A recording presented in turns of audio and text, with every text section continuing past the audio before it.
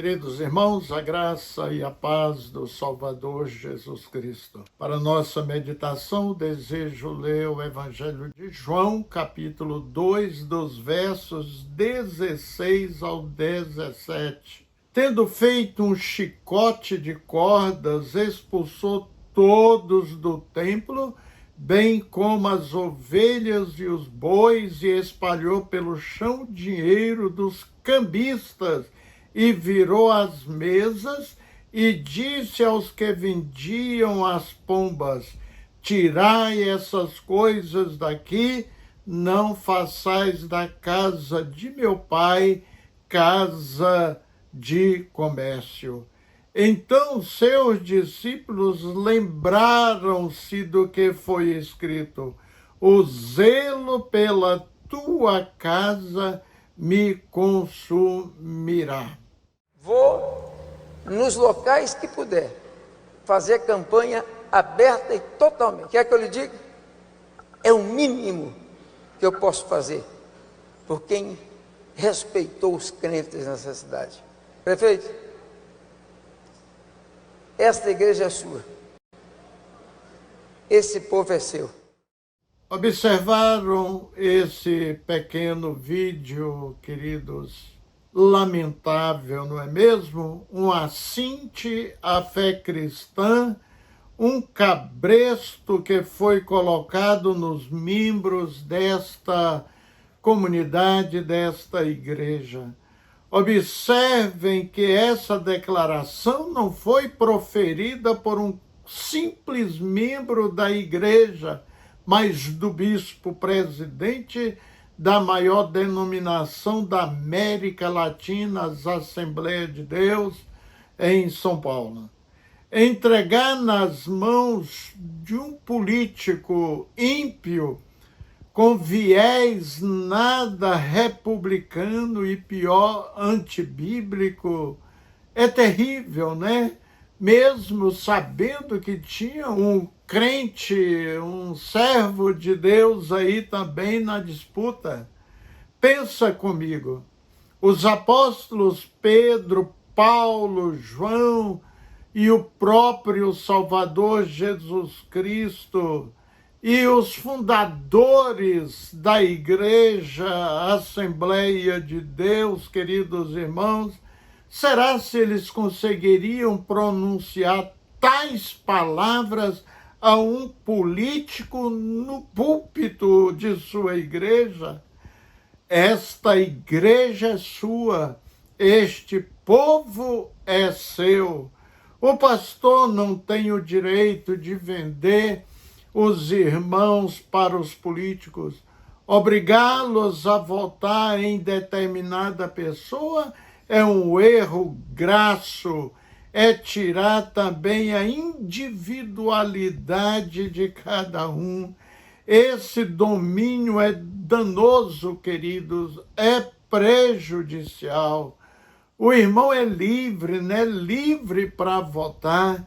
É por isso que muitos ímpios dizem que a igreja é um curral eleitoral, voto de cabresto. Vejamos o contexto do ensino de Jesus no texto lido. O templo construído por Salomão, queridos, tinha sido destruído no início do exílio da Babilônia. Esse templo que Jesus entrou para cultuar o Pai era o templo construído por Herodes o Grande. Mas ao entrar no mesmo, Jesus depara com um templo nos moldes dos dias atuais. Ali ele e os discípulos não viram Deus. O Espírito Santo estava bem longe daquele lugar, apesar do exterior parecer ser uma igreja. Lá dentro era carnalidade pura. O que falava mais alto era o dinheiro. Como se aproximava da festa da Páscoa, nessa época Jerusalém fervilhava de gente, o templo estava cheio e no interior do templo tinha ovelhas, pombas, aves que seriam sacrificadas pelos pobres, que não podiam comprar sacrifícios mais caros, e especialmente pelas mulheres, e outras coisas para os adoradores se vendiam ali. E até cambista, queridos, que trocavam moedas de outras nacionalidades. O zelo de Jesus ficou bem explícito quando, depois de derrubar as mesas e expulsar os animais ali presentes, ainda disse: tira tudo daqui, não faça da casa de meu pai um comércio. Do Evangelho de Marcos, revela-nos que Jesus não só expulsa os vendedores e cambistas, mas virou as mesas e as cadeiras dos que vendiam pombas e não permitia que ninguém carregasse objetos através do templo. E ensinava dizendo: não está escrito, minha casa será chamada casa de oração para todos os povos. Vós fizeste dela um covil de ladrões. Marcos 11:17. E onde estavam, queridos, os sacerdotes deste templo que Jesus entrou? Estavam ali, mas eram coniventes com esta prática, tinham seus muitos interesses. Não tenho qualquer dúvida que esses sacerdotes recebiam parte das rendas desses vendedores, desses mercenários dentro do templo.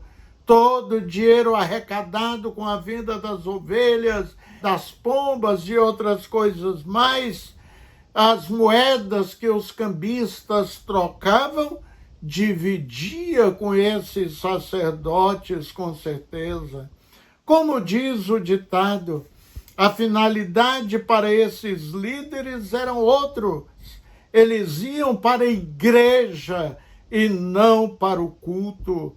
Os crentes mais antigos, querido, dos anos 70 e 80, conheceram uma Assembleia de Deus autêntica, sem viés político, onde havia manifestação extraordinária, poderosa do Espírito Santo. Mesmo eu sendo um crente da Igreja Batista, nos anos 70, fui batizado com o Espírito Santo numa Assembleia de Deus.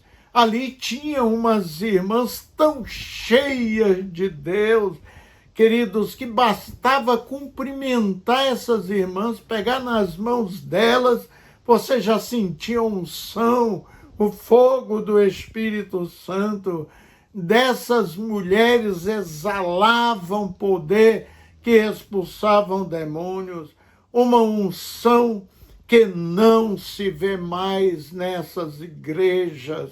Hoje o domínio político tomou conta dos púlpitos, a unção foi colocado de lado e o desânimo tomou conta de muitos crentes que deixaram de frequentar essas igrejas políticas e, com base em João 4, 20, 24, preferem adorar a Deus em qualquer lugar, menos dentro dessas igrejas. Infelizmente, muitos pregadores constroem templos para fazer deles casa de negócio. O profeta Jeremias escreveu: enganoso é o coração, mais do que todas as coisas, e desesperadamente corrupto, quem conhecerá? Jeremias 17:9.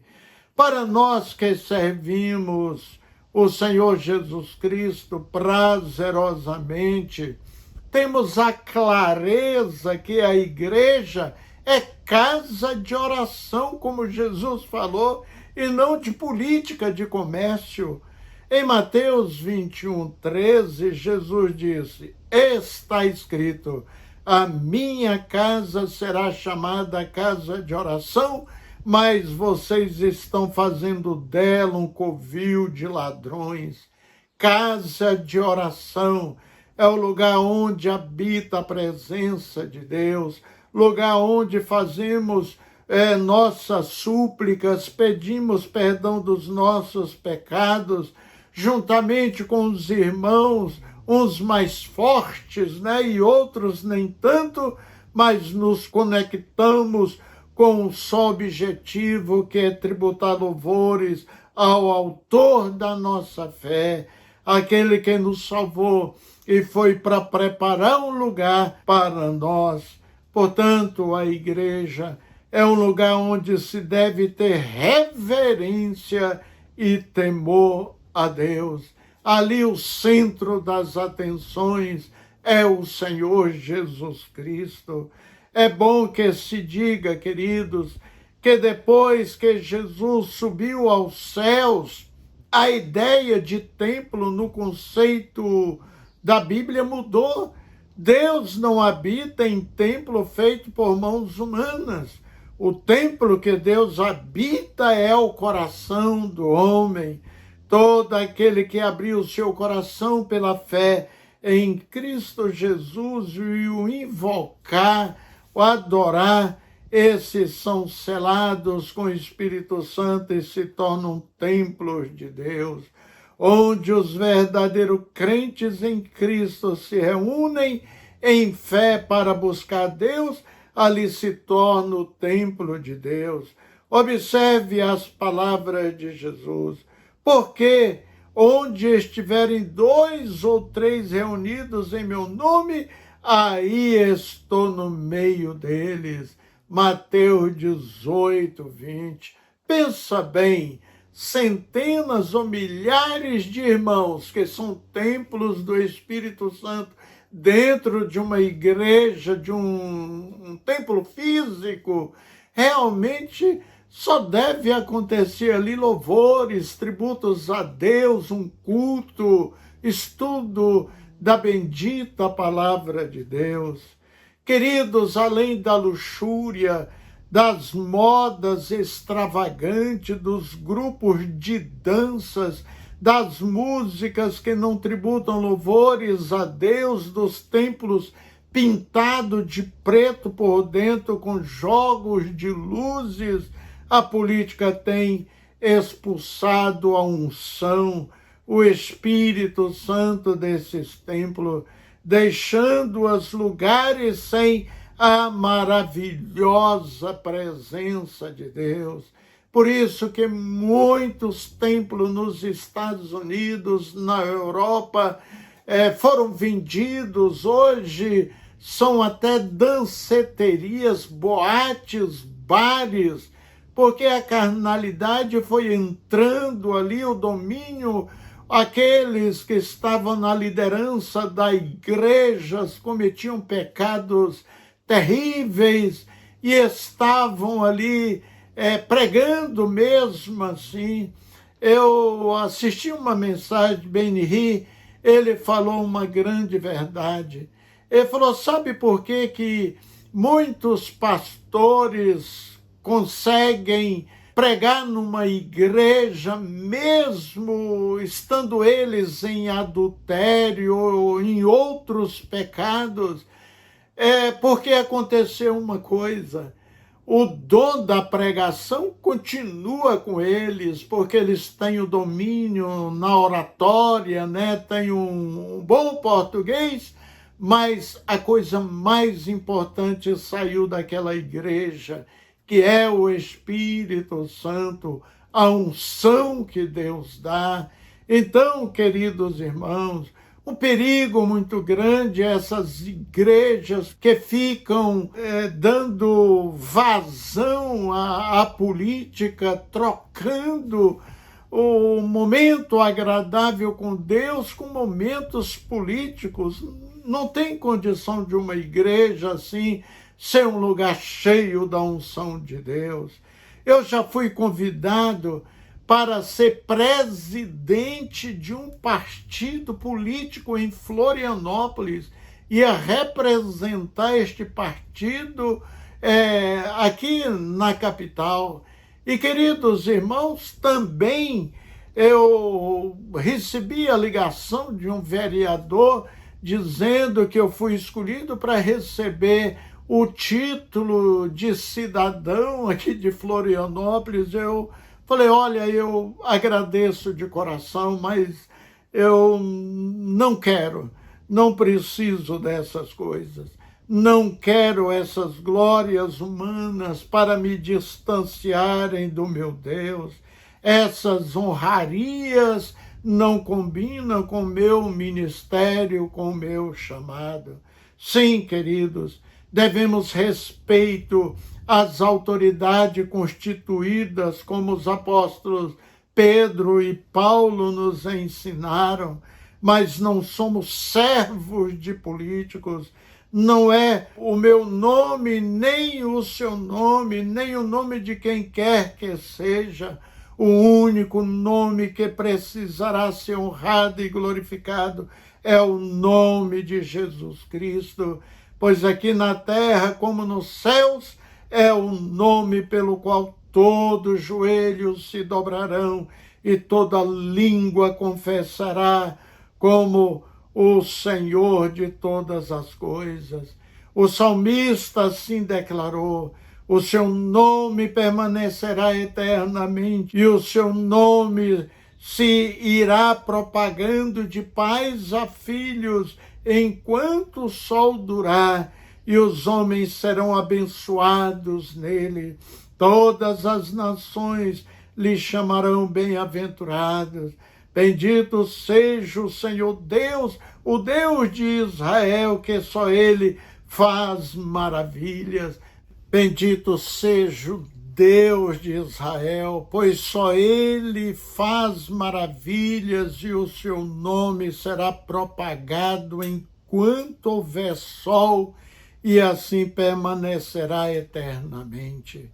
Quando verdadeiramente dermos ao Senhor o seu lugar em nossos corações, queridos, Ele nos abençoará com todas as suas maravilhas e através do nosso testemunho. E neste dia, todas as nações conhecerão que Ele é o bem-aventurado Filho de Deus. Esta é a forma que Jesus Cristo vive através de nós na igreja, como seu povo nesta terra, abençoando os povos e nações a quem o apresentamos. Este deve ser o nosso maior louvor, aquele que brota do nosso coração e os nossos lábios verbalizam que Jesus Cristo é o bem-aventurado Filho de Deus, que veio ao mundo para que todo que nele crê seja salvo. Queridos, não percamos o nosso foco, meus irmãos. A Cristo Jesus estáis servindo, como disse Paulo em Colossenses 3, do 23 ao 24. Amém? Oremos. Querido Deus, todo louvor, honra e adoração a Ti é devida, pois revelaste ao mundo Teu amor por todos nós. Louvo o Teu nome e os Teus feitos, porque Tu nos cercaste de graça, Senhor, misericórdia e bondade. Obrigado pela bênção de termos este canal para a difusão do Evangelho de Cristo Jesus, para a salvação de almas e edificação de vidas. Pai querido, eu rogo, oro em favor dessas igrejas, Senhor, que deixaram o Espírito Santo, a unção do Senhor de lado, para se envolverem, Deus amado, com projetos humanos, glórias e poderes, honrarias humanas. Tenha misericórdia desses líderes. Abençoa, Senhor, os nossos amigos e irmãos que assistem este programa semanalmente. Que o Senhor possa enriquecê-los com a benevolência, a graça e o teu amor leal. Em nome de Jesus Cristo. Amém. Queridos, um abraço fraterno. Deus abençoe ricamente o seu lar, sua família, e até o nosso próximo encontro, se Deus nos conceder essa graça.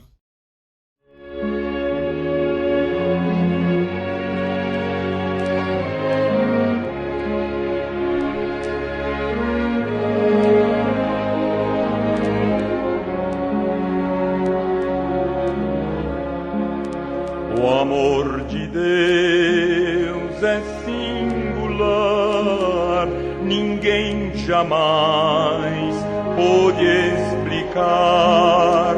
É bem mais vasto que os céus, é mais sublime além do véu.